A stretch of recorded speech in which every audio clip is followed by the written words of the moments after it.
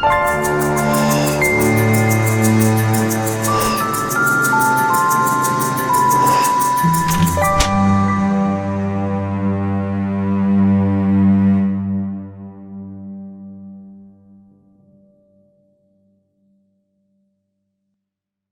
what is this? Is it a shape? A color? It bounces. I can throw it. It rolls. And the more I continue to play with this, the more I start to learn from it, and the more creative my interactions with it become, until a simple object evolves into a wheel that carries wagons or cars or trains. It becomes a piece of medical equipment that saves lives, the structure of a molecule, foundation of chemistry. When we play with something as simple as a ball, we're introduced to a sphere, nature's most efficient form in geometry. We begin learning about the properties of gravity and find creative new ways of manipulating space in our bodies. It's the structure of our planet, our solar systems, and galaxies. And on the other side of infinity, it's the protons, electrons, and neutrons that make up everything. Think about golf, tennis, the NBA, the World Football League. A ball can generate a 7-figure salary and is the cornerstone of multi-billion-dollar industries. In my job as a toy salesman, I get to observe every day adults and children learn and explore through a natural process that is so vital to our species, yet so many of us are forgetting how to do. As a culture, we're starting to play less and less, when actually we should be playing more. Did you know that play is second only to parental influence in affecting the traits and behaviors that we exhibit as adults? Play is so fundamentally important that it is literally hardwired into our DNA. Just like other animals, humans play to learn and develop skills.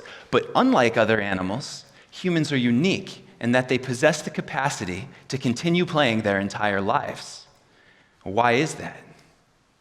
It's because nature designed us to be lifelong learners. Even the most intelligent animals stop playing sometime in adulthood, but most humans don't.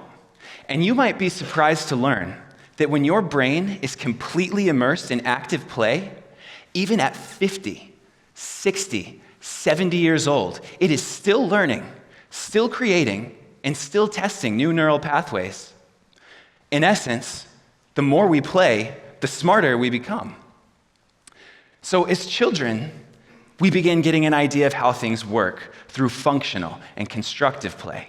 We start to explore the characteristics of an object and begin rearranging it in different ways. Functional play is important in sparking curiosity and the motivation to learn, while constructive play hones our fine motor skills, our focus, and our ability to set goals. And the complexity of play evolves with our intelligence. At some point, we're introduced to games with rules, which involve greater degrees of planning and self-control. The younger the child, the more simple the rules need to be. We learn tic-tac-toe, for example, before we learn how to play chess. Games with rules teach us concentration, they teach us how to understand limits, and they teach us to regulate our behaviors. And most importantly, games with rules teach us how to win graciously and how to lose graciously. And I suspect that many of our prominent business and political leaders, did not have enough quality playtime as children.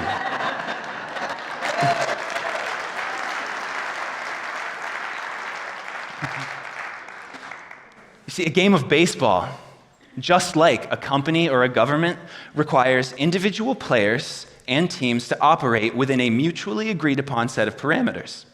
And in a finite game, the goal is to achieve a certain outcome, commonly in the form of points. Playing cards and board games are other examples of finite games and can actually strengthen our neural pathways as we age. Then, there's imaginative play, where we learn creativity and how to generate ideas. During imaginative play, we form mental pictures and use abstract symbols to represent real objects, just like this ball can represent the structure of an atom or the orbit of a planet. It's how we learn our native languages and learn to express and communicate ideas to others. And as we grow and study algebra or literature or history, we go through the same process. When learning to read, for example, we have to form a picture in our head to give meaning to the words in front of us. Math requires us to visualize a problem so that we know whether to add or subtract or multiply or divide. Imaginative play sets the foundation for all future learning and has a profound effect on our problem-solving abilities as adults. You see, a little while back, this father brought his son into the toy store that I work at for his 5th birthday. They were visiting from out of town, so the dad hadn't had time to properly arrange a party. So after about an hour of just walking through the store and laughing and playing and just having a good time, the dad came to the checkout counter to speak with me, cash in hand. He looked at his boy and he said, "Okay, kiddo, go pick out one thing." He learned that day just how big his son could dream as the gigantic German imported Firetruck made its way to the checkout counter. And he was sighing when he asked me, "Do you guys take American Express?" So a year later, that same father and son came back to the toy store. He said to me, "You know, my son has been bugging me for 2 months to come back here. This is all he wanted to do for his birthday." A smart kid, I said, "How do you like the truck?" Dad said to me, "Oh man, it's been a blast. We've had so much fun playing with it. It's still his favorite toy." And now, every year, that same father and son make the 4.5-hour drive so that they can come to a toy store and select the perfect gift. And I think 6 is going to be Dad's favorite birthday because all his son ended up wanting that day was a bag of marbles. You can't replicate that kind of experience by just getting it online. The purpose of toys and a toy store is to educate and inspire and hopefully make enough money along the way to continue doing it. The process of finding that right toy is an integral part of the playing experience and frequently requires me to take a toy away from an adult so that I can make sure that their kid gets a turn with it. It can be heartbreaking. I mean, how many of you remember your favorite toy? Do you remember how much that meant to you? Do you remember how much fun that was and how much you learned from it? You see, we live in kind of a paradox at the moment. On one hand, society reveres creativity and innovation.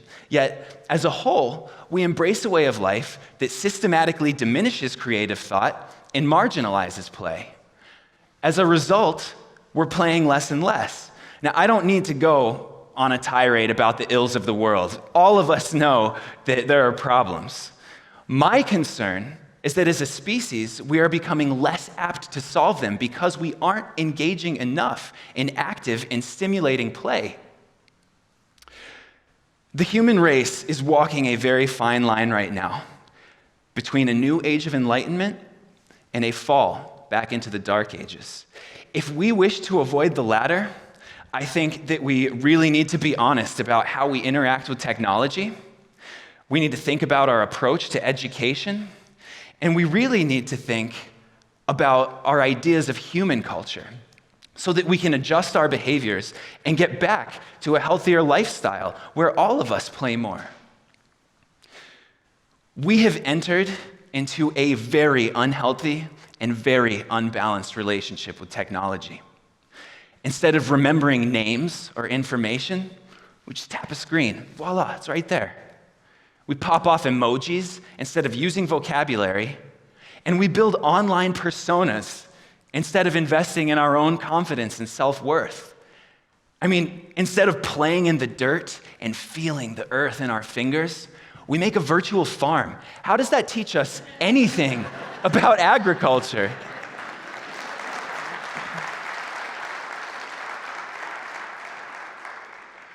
I know all of us have witnessed parents using smartphones and tablets to babysit their kids or avoid temper tantrums.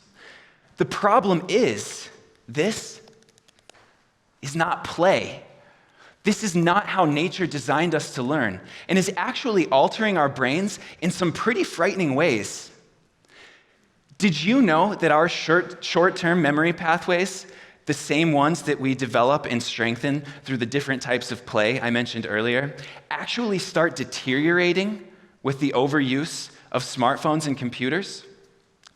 The world-renowned German neurologist Manfred Spitzer so clearly established the link between heavy internet and video game use and the reduction of gray matter in the hippocampus of the brain that it has generated its own medical term, digital dementia.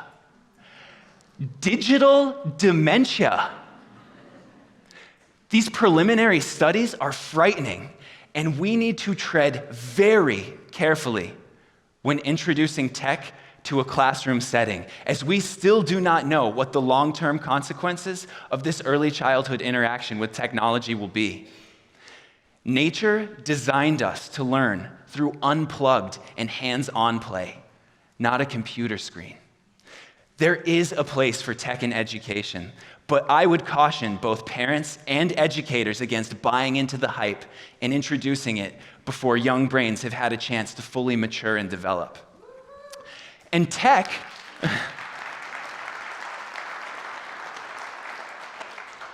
technology alone cannot and will not solve the systemic problems of our current education practices. I mean, think about this. We go to school so that we can take a test. We take the test so that we can go to college. We go to college so that we can get the job. And when we get the job, if we're lucky, we get to attend the occasional professional development seminar. And that's about it. Does that sound like fun to you? Nature designed us to play and learn until we die because it knew that one skill would never be enough to propagate our species in an environment that is infinitely complex and ever-changing. We shouldn't stop learning just because we get a paycheck. You know, recently, STEM has become a huge buzzword in education. STEM stands for science, technology, engineering, and mathematics. And let me tell you, any public, private, or nonprofit organization throwing this acronym around loves it because it is a great way to make money. But STEM is not what most people think it is. A robotics kit or a coding game is no more or less a STEM toy than Lincoln Logs or a rubber ball. In the same way that STEM fields are no more or less important to education than sports or the arts and humanities. Believe me, I'm a toy salesman. Part of my job is to market STEM products. STEM was an analysis presented to the White House in 2001 by the Department of Homeland Security, identifying these 4 fields as areas that the US workforce had fallen behind in. The analysis suggested that if we could not catch up in these fields, it would pose security risks and a threat to the long-term economic stability of the nation. Now, are these fields important? Of course they are, and their importance to a well-rounded education has not changed. However, we would be foolish to think that we could prepare an entire generation for the future of work by simply investing all of our energy and resources into 4 fields of study. Nobody knows what the future is going to look like. We don't have the faintest idea. But I can tell you right now that STEM alone isn't going to cut it. Let's face it, we need comprehensive reform. We need to take the money that we spend on the military-industrial complex and put it into our schools, okay? We need more teachers and smaller class sizes. We need to support our teachers with specialized training programs so that they can recognize and teach towards multiple intelligences. And we need that training to be ongoing throughout a teacher's entire career. Learning needs to be play-based and expeditionary, not focused on test results. And we should be teaching imagination and creativity with the same importance that we give to math and literacy.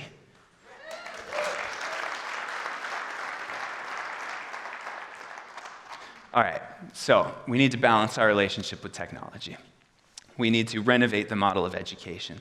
But none of this can successfully happen until we go much deeper to the very core of who we are as a species and rethink our human culture. You see, most people define culture by customs or art or food, or language, religion. But this is actually a superficial understanding of what culture is, because underlying every nationality and every ethnicity, we share one common trait. This world. The game of civilization has drawn and redrawn the lines on this planet for thousands of years. Yet none of them ever have, and none of them ever will win, because the success of this game hinges on our very ability to continue playing it. This is an example of an infinite game, something that varies drastically in nature from baseball or Monopoly, and that there is no fixed outcome. The goal is simply to continue playing it. In the great game of life, change is the only thing that remains constant, which means that new obstacles will always be present. And this is why nature designed us to play and learn throughout the entirety of our lives, so that we can adapt as rules change and maintain an infinite game. We live on a finite ball with finite resources. The version of economy that we play right now dictates that constant growth and expansion, which can only be fueled by consumption, is the only way to sustain it. Even a child can tell you that this game doesn't make any sense. It generates a tremendous amount of wealth for a few and scarcity for the vast majority, something which does not change, by the way, no matter which country you live in. Our nations play war with indifference, but war can only have one of two outcomes. Isn't a peaceful story with no definitive ending, at the very least, a more interesting story to tell? If we continue to play the game of civilization as if we can win it, then I assure you all of us are destined to lose. Okay, I'm just a humble toy salesman. I don't have all the answers. I can't tell you what our relationship with technology needs to look like, and I certainly don't have the cure for education or fixing our ideas of human culture. What I do know is that the things that need to change are not going to change overnight. But if you would prefer to approach life as more of a game rather than a battle, well, I certainly have some suggestions of where to start. Life is hectic and busy, I get it. So schedule a time to play. Even if you can only do it once a week, make a game night.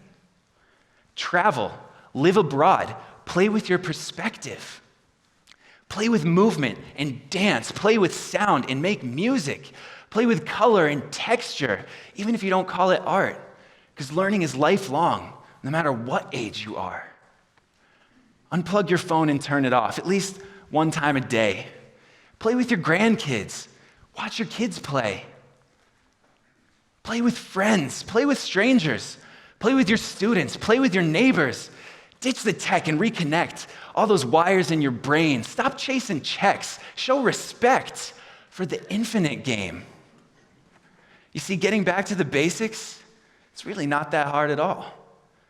We just got to stop thinking inside this little box and get back to thinking outside the ball. Thank you very much.